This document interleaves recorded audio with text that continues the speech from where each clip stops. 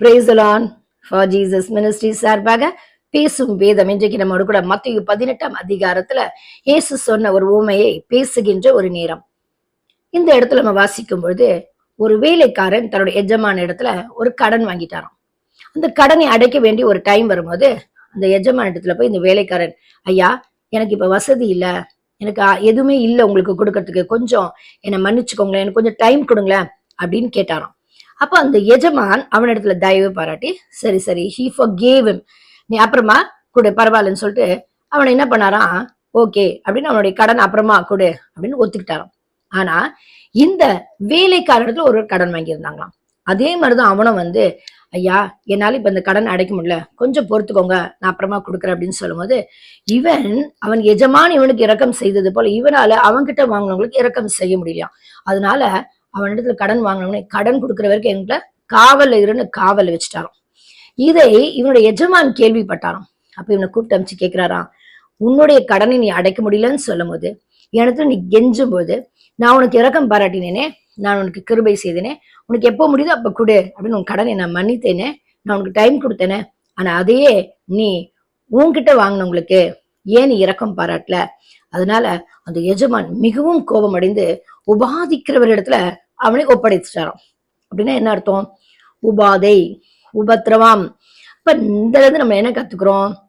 நம்ம பாவங்களை, நம்மளுடைய குற்றங்களை, நம்முடைய மீறுதல்களை ஆண்டவர் நம்மளுக்கு நிறைய தடவை சரி பரவாயில்ல போ அப்படின்னு விட்டு கொடுக்குறாரு.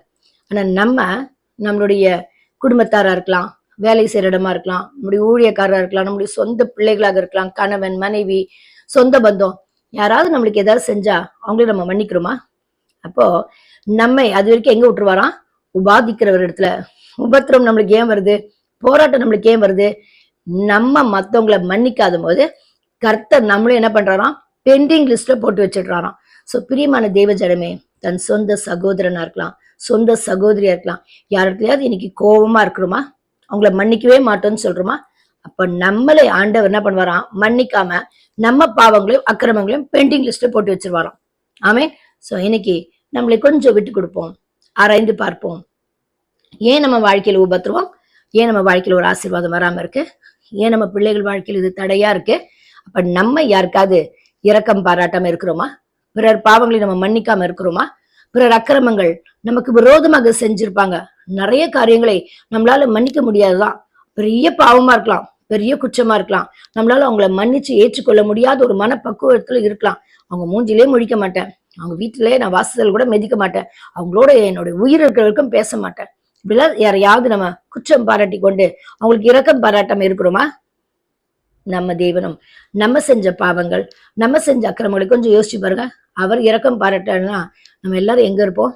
அப்ப இன்னைக்கு நம்முடைய எஜமான் நம்மை மன்னித்தது போல நாமும் மற்றவர்களை மன்னிக்கும் போதுதான் நம்மளுக்கு ஒரு ஆசீர்வாதம். அல்லேலூயா. நீ அன்பு கூறுவர்களே, நீ அன்பு கூர்ந்தா நீ விசேஷமா செய்கிறது என்ன? உன் சகோதரனையோ சகோதரியோ உன் சொந்த பந்தத்தையோ நீ நேசித்தால், what is that you're doing something special? It's nothing.